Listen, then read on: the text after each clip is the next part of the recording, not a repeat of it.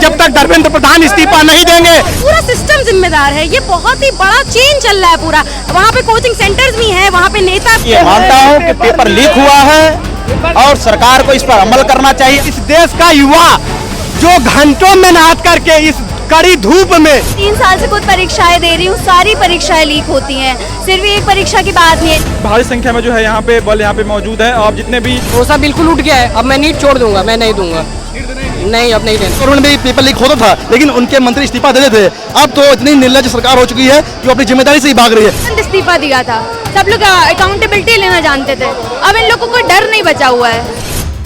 दिल्ली और पुणे के बाद यहाँ पे लखनऊ के इको गार्डन में भी यहाँ तमाम बड़ी संख्या में यहाँ पे युवा जेन जी यहाँ पे आए हुए हैं और सरकार के खिलाफ यहाँ पे प्रोटेस्ट कर रहे हैं। और ये प्रोटेस्ट सिर्फ नीट एग्जाम के खिलाफ नहीं है बल्कि लेखपाल और यूपीआई में हुए धांधली को लेकर है। और इस प्रोटेस्ट में सिर्फ छात्र और युवा नहीं है बल्कि इसमें तमाम टीचर्स भी शामिल है जो बच्चों को पढ़ाते हैं। और यहाँ पे सब लोग आकर के सिर्फ एक ही मांग कर रहे हैं कि धर्मेंद्र प्रधान अपने पद से इस्तीफा। देखिए यहाँ पे तमाम बड़ी संख्या में, हजारों की संख्या में यहाँ पे युवा छात्र टीचर आए हुए हैं और यहाँ पे सरकार के खिलाफ प्रोटेस्ट कर रहे हैं, धरना प्रदर्शन कर रहे हैं।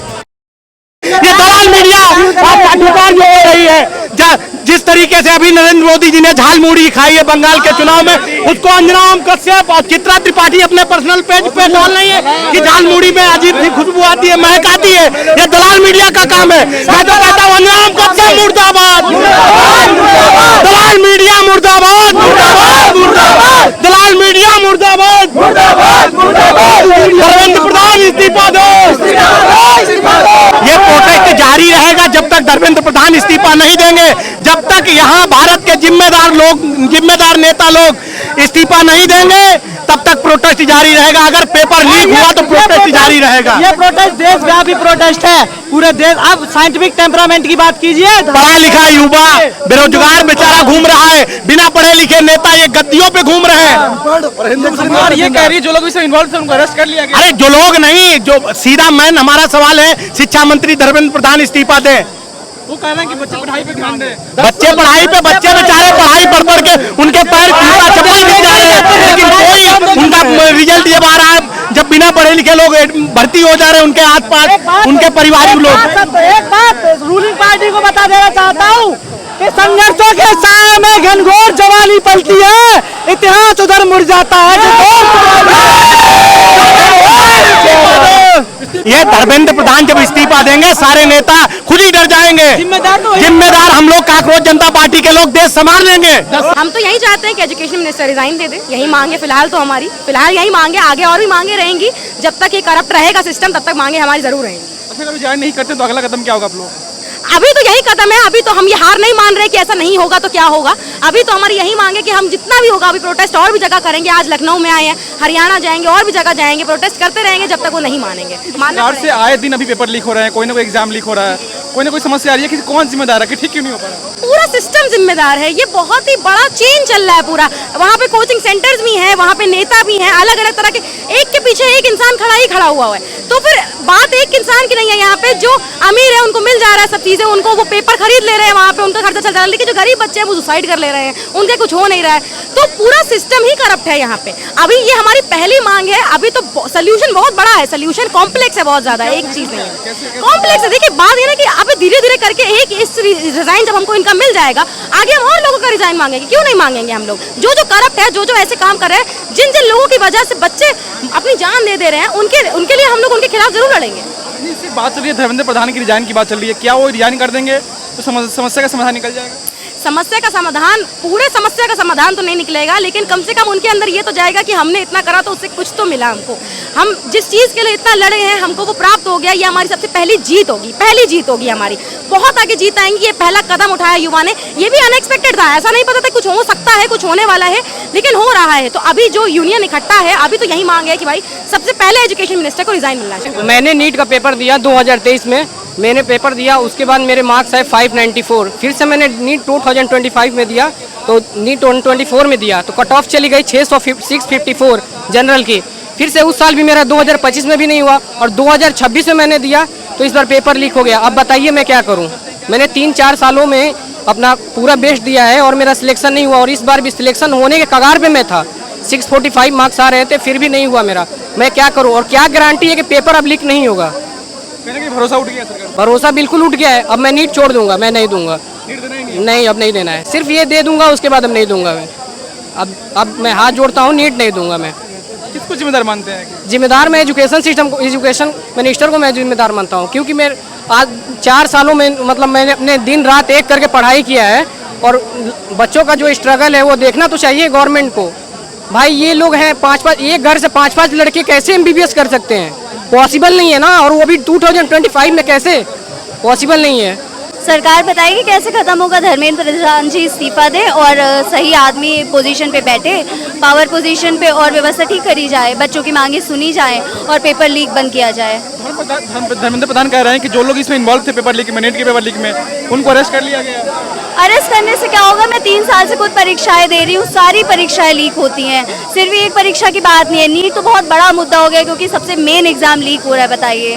तो सारे पेपर लीक होते हैं और इसके लिए कुछ नहीं किया जाता है। आज हम लोग इस पे बात कर रहे हैं, बहुत लेट हो गई, ये बात बहुत पहले होनी चाहिए थी, बहुत सारे बच्चों की जिंदगियां बच जाती हैं। अगर सरकार आपकी आवाज़ नहीं सुनती है तो अगला कदम क्या होगा आप लोगों का? अगला कदम यही होगा, बच्चे प्रोटेस्ट करते रहेंगे जब तक हमारी बात नहीं सुनी जाएगी, क्योंकि बहुत सारे कॉकरोचेस हैं इस देश में। जब सभी बेरोजगार हैं तो सब इकट्ठा होंगे और इस मुद्दे पे आवाज़ उठाएंगे। जी देखिए, बेरोजगारी सिर्फ नौकरी तक की दिक्कत नहीं है, इससे बहुत सारी दिक्कतें होती हैं। जैसे कि अगर आदमी बेरोजगार है तो उसका मन दूसरी चीज़ों में भी लगता है, जो कि हमारे देश के लिए बहुत ख़राब है।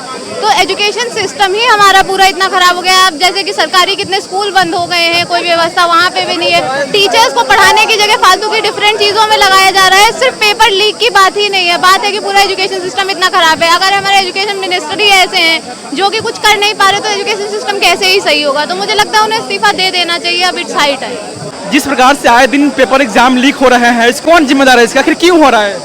ये देखिए, इसकी जो जिम्मेदार है भारत के शिक्षा मंत्री हैं। शिक्षा मंत्री जी की जो लड़की है वो तो विदेश में पढ़ रही है, तो उनको इस देश के युवाओं से कोई मतलब है नहीं। 10 बार पेपर लीक हो चुका है, लेकिन शिक्षा मंत्री जी आते हैं, 4 सेकंड का भाषण देके निकल जाते हैं, और इस देश का युवा जो घंटों मेहनत करके इस कड़ी धूप में यहाँ आके वो मारे खुशी में थोड़ी यहाँ पे आया है।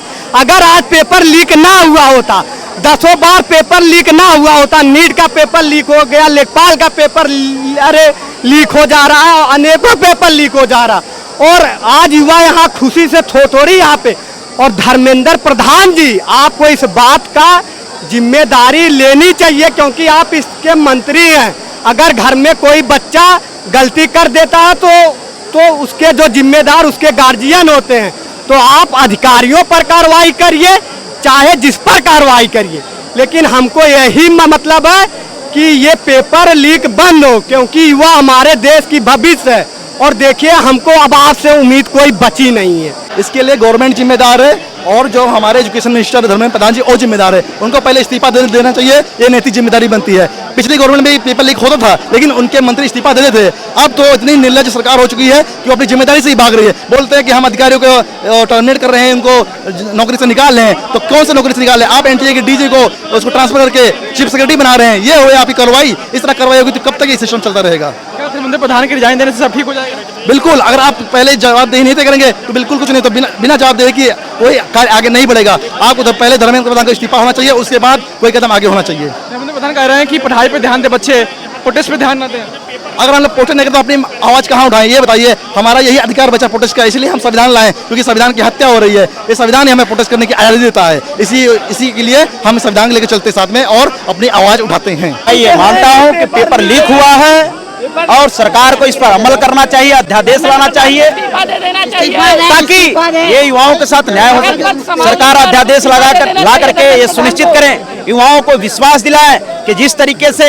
हमारे सांसद विधायकों की जो भी पदें खाली होती हैं, मात्र 6 महीने के अंदर उनकी पदों को निर्वाचित करा करके, उपचुनाव करा करके भरा जाता है। ठीक उसी प्रकार से सरकार एक अध्यादेश लाए और उसमें वर्णित करें कि कोई भी सरकारी पद खाली होता है तो मात्र उसको 1 सालों के अंदर उन सरकारी पदों को भर करके और इन युवाओं के साथ न्याय किया जाए। क्या धर्मेंद्र प्रधान के साथ योगी आदित्यनाथ को कभी रिजाइन करना चाहिए? बिल्कुल विचार करना चाहिए और नैतिक रूप से इनको इस्तीफा देना चाहिए, क्योंकि मैं भी एक युवा हूं और एक युवा होने के नाते मैं भी इस सिस्टम का शिकार हूं और इसलिए मैं चाहता हूं कि पेपर लीक के मामले को लेकर के जो है कि सरकार को अमल करना चाहिए और सरकार को अध्यादेश ला करके इन युवाओं के साथ न्याय करना चाहिए। बहुत बहुत धन्यवाद। लाइक आप ये देखो कि चाइना कैसे एग्जाम्स करवा रहा है। कल यहीं पे 2-3 दिन पहले गाँव का एग्जाम हुआ है।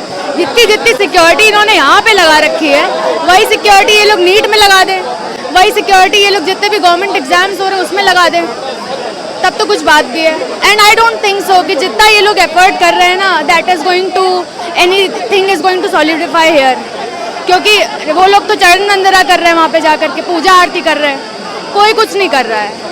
मुझे पता नहीं इस्तीफा नहीं देंगे तो अगला कदम क्या होगा आप लोगों का, क्या होना चाहिए होगा? अब वो तो जो इस पार्टी के रिप्रेजेंटेटिव है वही बता सकते हैं कि क्या अगला कदम होगा।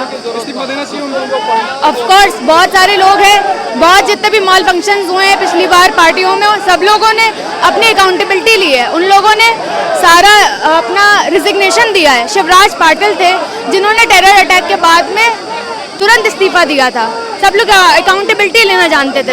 अब इन लोगों को डर नहीं बचा हुआ है।